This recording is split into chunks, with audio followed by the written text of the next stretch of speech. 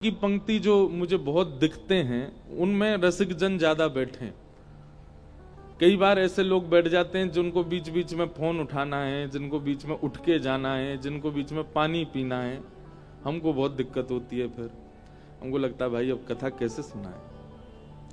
तो श्रोताओं के अनुसार कथा का क्रम बनता है, श्रोताओं के अनुसार कथा का प्रवाह बनता है। वृंदावन में कथा का प्रवाह अपने आप ही बनता है, क्योंकि वहां श्रोता स्थूल रूप से दिख रहे हैं, लेकिन वास्तविक वहां के श्रोता, वृंदावन के रसिक जन, वे सब आते हैं कथा में, अदृश्य रूप से आते हैं। हितरवंश महाप्रभु भी आते हैं, स्वामी श्री हरदास जी भी आते हैं, हमारे श्री कुम्मनदास जी भी आते हैं, सूरदास जी भी आते हैं। ब्रज में कथा होती तो रसिक जन आते हैं कथा में, वो दिखते नहीं है, लेकिन उनकी उपस्थिति से पता चलता है, क्योंकि रस अपने आप निकलता है मुख से। तो वृंदावन में कथा है 29 से, और फिर उसके बाद वो 5 को विश्राम होगी। 6 तारीख से ऋषिकेश में कथा है। ऋषिकेश आप सब लोग आ सकते हो। अच्छा, ऋषिकेश वाले हैं क्या? यहां से पास में है क्या ऋषिकेश? तो ऋषिकेश के गीता भवन नंबर 7 वटवृक्ष है, वहां पर एक, उस वटवृक्ष के नीचे कथा है। पहले भी एक बार हो चुकी है। वहां बड़े बड़े संतों ने तपस्या की। बहुत अद्भुत स्थान है, एकांत है बिल्कुल, वहां भीड़ नहीं होती। बगल में गंगा जी बहती रहती हैं, सुंदर पंडाल बना हुआ है वृक्ष के नीचे ही, और उसमें बैठ के कथा क्रम होता है। ऋषिकेश एक प्रकार से गंगाद्वार समीपेतु तटमानंद नामकम। श्रीमद् भागवत जी में जो नारद जी महाराज को आज्ञा की कि आप कथा कहां कराओ, तो उनके लिए वही आज्ञा की, गंगाद्वार समीपेतु। गंगाद्वार यानी कि हरिद्वार, हरिद्वार के समीप में एक आनंद नाम का वन है। तो कई संत जन कहते हैं कि ऋषिकेश ही आनंद वन है, वहां कथा हुई थी। तो वहां कथा कहने में भी बहुत सुख मिलता है।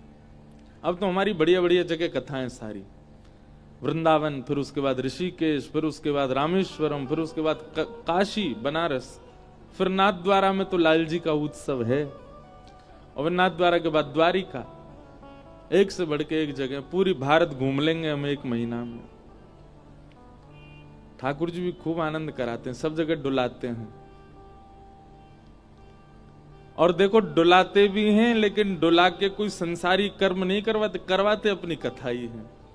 कितना बढ़िया जीवन, ऐसा जीवन भगवान करे हमको बार बार मिलता रहे, जैसे कोई की नजर नहीं लगे पहली बात तो। लेकिन एक बात है ना कि जब मैया ढिटोना धर देती है ना माथे पे, तो लाला को नजर नहीं लगती, और जाके संग स्वयं श्याम सुंदरी ढिटोना है, वही चल रहे हैं, तो काय को नजर लगेगी? श्याम सुंदर, वो तो श्याम ही है, स्वयं ढिटोना ही है, वो जाके संग चल रहे हैं, वाकू नजर कैसे लगे? लेकिन बस हमारा ये है कि जब तक करवा रहे हैं ठाकुर जी सेवा, कोई भरोसा नहीं है लाल जी का, कहो तो कुछ दिनों बाद सेवा को अवसर भी नहीं दें, लेकिन अभी करवा रहे हैं तो मन होता है खूब कर लें सेवा। जब तक शक्ति है, जब तक प्राण है, जब तक जीवन है, कर लें। बड़े आनंद के साथ हापुड़ की ये कथा अब 2 दिन की और है। आज ठाकुर जी की बाल लीला, ब्रज की लीलाओं का हम लोग श्रवण करेंगे। कल ठाकुर जी के रास पंचाध्यायी और कंसमर्दन और रुक्मणी विवाह, और परसों कथा का विश्राम। इस प्रकार से अब ये 3 दिन और हैं, आज, कल और परसों। परसों सब लोग समय से आना बस, क्योंकि सुबह सुबह कथा है, और 9 बजे ही हम बैठ जाएंगे मंच पर। महाराज जी का बहुत प्रेम है, उन्हीं के प्रेम के कारण हम हापुड़ दूसरी बार आए हैं। पहली बार भी महाराज जी ने ही बुलाया था, और अब भी महाराज जी की आज्ञा हुई। जिनसे प्रेम होता है ना, उनके लिए आप समय निकालते हो। प्रेम का एक स्वरूप होता है कि जिससे प्रेम होता है उसके लिए आप कैसे भी करके, कुछ भी करके उनके पास पहुंचते हो। और लाभ इतने सारे लोगों को मिल जाता है। हम हापुड़ में सबको तो नहीं जानते, महाराज जी को जानते हैं, पर महाराज जी की वजह से कितने लोगों को लाभ मिल रहा है, कथा का, लाल जी के दर्शन का, कितना सुख मिल रहा है। तो ऐसा प्रेम ही बनाना चाहिए, ऐसों से ही प्रेम बनाना चाहिए जिसके प्रेम के बीच में हजारों को लाभ मिल रहा हो। ऐसा प्रेम ही सार्थक है। महाराज जी को बार बार धन्यवाद कि वे हमें बार बार हापुड़ बुलाते हैं। आइए आज के ठाकुर जी के बाल लीला में प्रवेश करें। 80 वर्ष की आयु में नंद बाबा के यहां लाला भयो है, और महाराज सब ब्रजवासी को ऐसा लग रही है कि केवल नंद बाबा के नाय भयो, जे तो हमारे ही भयो है।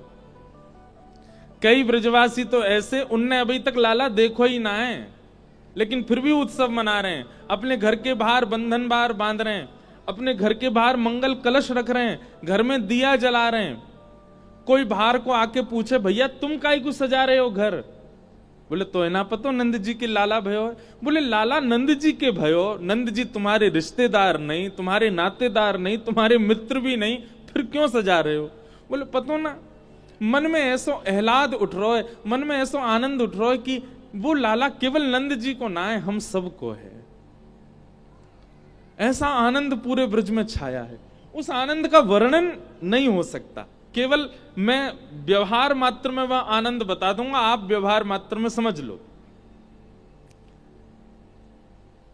रसगुल्ला का स्वाद वही बता सकता है जिसने रसगुल्ला चखा हो, और रसगुल्ला का स्वाद समझ भी वही सकता है जिसने चखा हो। ना तो हमने उस आनंद की परिकल्पना खुद की है, ना आपको समझा पाएंगे, केवल प्रयास कर सकते हैं कि भाई ऐसा आनंद था। भागवत जी में वर्णन आता है,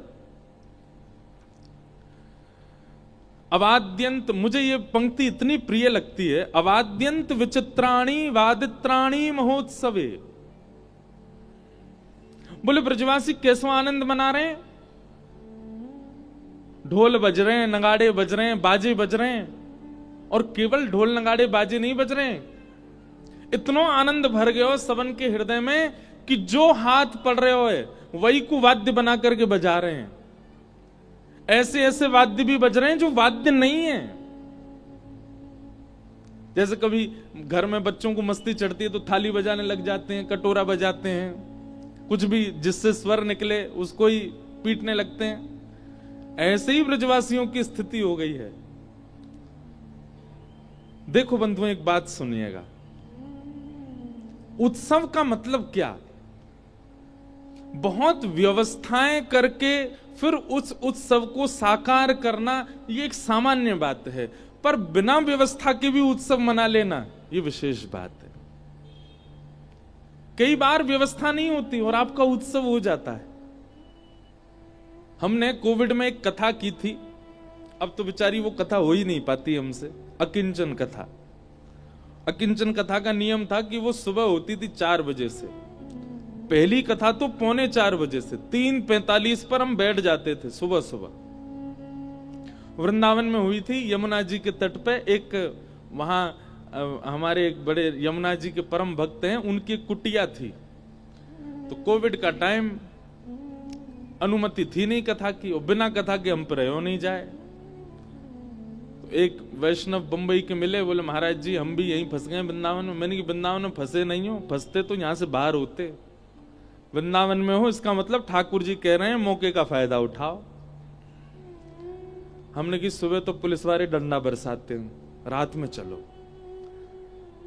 3:30 बजे स्नान ध्यान करके पहुंच जाते जमुना जी। एक कुटिया थी छोटी सी, उसमें बैठ के फिर कथा करते थे। श्री यमुना जी सुनती थी, बाढ़ आ रखी थी यमुना जी में, कुटिया से नेक नीचे यमुना जी, और केवल एक लालटेन जल रही है, कैमरा वैमरा थे हमारे पास, उस पर लाइव कर देते थे और सुबह सुबह कथा सुनाते। कितना आनंद आता था, कोई व्यवस्था नहीं, और खूब उत्सव होता हमारा।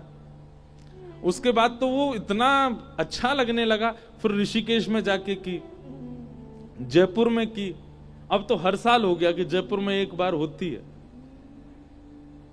अकिंचन कथा सुबह सुबह। व्यवस्था नहीं है, उसका नाम ही अकिंचन। अकिंचन मतलब माइक नहीं, लाइट नहीं, कोई व्यवस्था नहीं, खुले आकाश के नीचे बैठ, कभी कभी वर्षा भी हो जाती है उसमें, श्रोता बेचारे फिर भागते हैं इधर उधर। पहले तो उसमें 4, 5, 10 मिनिमम, मैक्सिमम 25 से ऊपर श्रोता कभी नहीं हुए। इस बार जयपुर में थी 2000 श्रोता सुबह 4 बजे। फिर हमने कहा भैया क्या करें अब वो अकिंचन नहीं रही। फिर उसमें दूसरे दिन हमको माइक लगाना पड़ा, नहीं तो लोग सुन ही नहीं पा रहे थे। कहने मैं क्यों बता रहा हूं, बिना व्यवस्था के भी उत्सव, असली उत्सव वही है जहां अपने आप होती जा रही है व्यवस्था, अपने आप प्रकट होता जा रहा है कुछ ना कुछ आप, और उसको ही उत्सव में सम्मिलित करते जा रहे हो, वही उत्सव है। उत्सव का दूसरा रूप क्या होता है, जहां सोने की सुध हो, जहां खाने की सुध हो, जहां पीने की सुध हो, जहां पहनने की सुध हो, वो भी उत्सव नहीं है। जहां बेसुध हो जाओ वो उत्सव है। हमने भोजन कब किया हमें पता ही नहीं है, हमने पान कब किया हमें पता नहीं, हमने क्या पहन रखा है हमें पता नहीं है। निद्रा की भी सुध ना हो वो उत्सव होता है।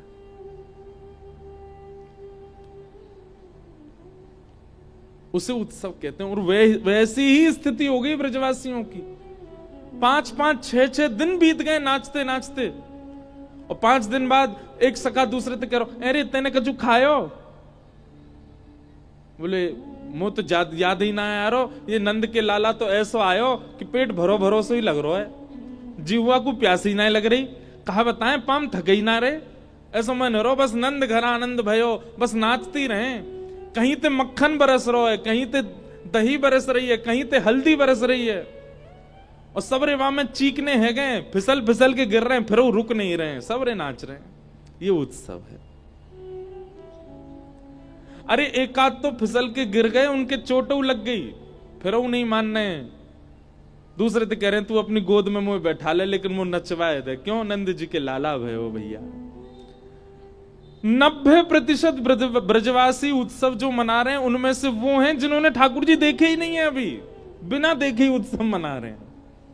ऐसा आनंद, इसीलिए कहा नंद घर आनंद भयो, नंद घर लाला भयो, नंद घर कृष्ण भयो, यशोदा के लाला, ये सब नहीं गाया, सब गा रहे हैं नंद घर आनंद भयो, गोकुल में आनंद भयो, जय कन्हैया लाल की। बंधुओं, ये भगवान की उपस्थिति को, श्री ठाकुर जी की उपस्थिति को दर्शाता है कि सब प्रसन्न हैं। हम जिस घर में रुके हैं हापुड़ में, सब प्रसन्न हैं। बेचारे सो भी नहीं पा रहे होंगे, भोजन भी कर रहे हैं कि नहीं पता नहीं। सुबह इतनी भीड़ लग जाती वहां पे, आज तो मुझे चिंता हो रही, मैंने घर वाले यूं कह रहे होंगे ये बढ़िया बुलाए महाराज जी हमने, नीचे तो ऊपर तक भीड़ ही भीड़ है, लेकिन फिर भी प्रसन्न है। अच्छा एक बात सुनो, सबके घर में ब्याह होते हैं, ब्याह में 3-4 दिन आप सो मत, 3-4 दिन आप भाग दौड़ करते रहो, भोजन समय से मत करो। 5वें दिन आपकी स्थिति क्या होगी? डॉक्टर को दिखाना पड़ेगा, गला बैठ जाएगा, जुकाम हो जाएगा, इस प्रकार की स्थिति होती है। पर जब कथा होती है ना, 7 दिन निकल जाते हैं, पर वो व्यक्ति परम स्वस्थ है, ना उसका बीपी आई हुआ, ना उसका कोई शुगर आई हुआ, कुछ नहीं होता उसको, ना वो भोजन कर रहा है, ना वो सो रहा है। क्यों? क्योंकि वो एक संसारी उत्सव है, और ये ठाकुर जी को उत्सव है। यहां ऊर्जा ठाकुर जी प्रदान कर रहे हैं, ठाकुर जी से ही उत्सव मनो है। ऐसा उत्सव, सब ब्रजवासी नाच रहे हैं। हो जुग जुग जीवेरी यशोदा मैया, तेरो ललना, जुग जुग जीवेरी यशोदा मैया, तेरो ललना। सब ब्रजवासी अपने बालक मित्रन के साथ, अपने भाई बंधुन के साथ, चारों तरफ से नंद भवन को घेर लिया है। सब आशीष दे रहे हैं, हे मैया तुम्हारो लाला जुग जुग जीवे।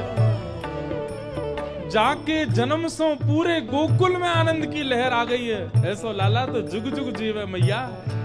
हे जुग जुग जीवे री यशोदा मैया, तेरो ललना, जुग जुग जीवे री यशोदा मैया, तेरो ललना। अरे हाँ तेरो ललना नंद रानी, तेरो ललना,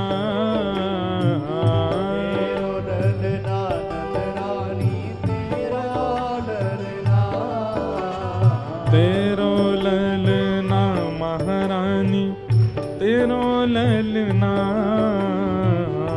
तेरो ललना महारानी, तेरा हे जुग जुग जीवेरी यशोदा मैया, तेरो ललना, जुग जुग जीवेरी यशोदा मैया, तेरो ललना, हाँ जुग जुग जीवेरी नंद रानी मैया, तेरो ललना, जुग जुग जीवेरी यशोदा मैया।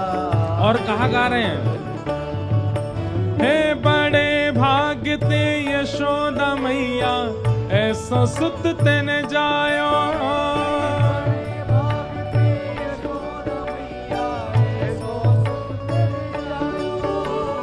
बड़े भाग्य ते यशोदा मैया, ऐसो सुत तेन जायो,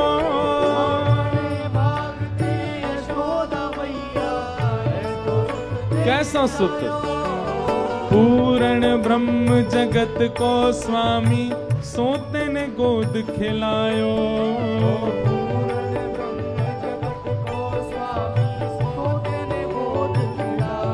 हाँ पूर्ण ब्रह्म जगत को स्वामी, सोते ने गोद खिलायो, पूर्ण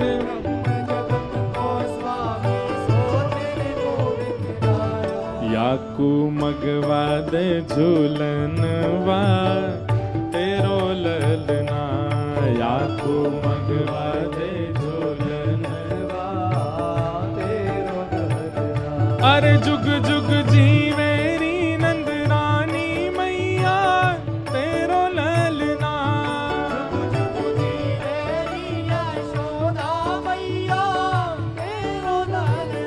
हाँ जुग जुग जीवेरी यशोदा मैया, तेरो ललना, बधाई हो।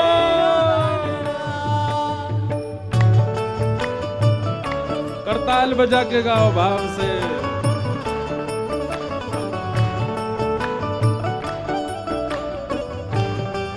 बोल नंद के लाला की,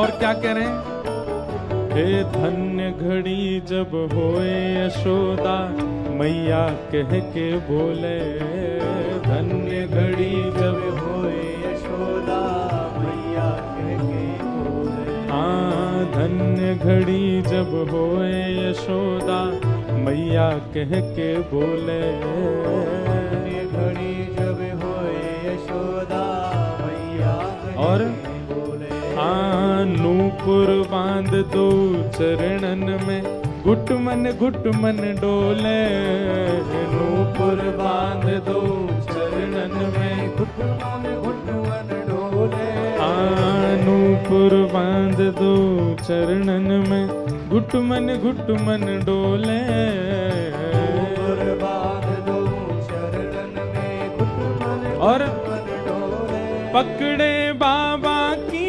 उंगरिया, तेरो ललना, पकड़े बाबा की, उंगरिया, तेरो ललना, अरे पकड़े बाबा की उंगरिया, तेरो ललना, बाबा की उंगरिया, तेरो जय हो जुग जुग जीवेरी यशोदा मैया, तेरो ललना, जुग जुग जीवेरी यशोदा मैया, तेरो ललना, हे नंद घरा नंद भयो, कन्हैया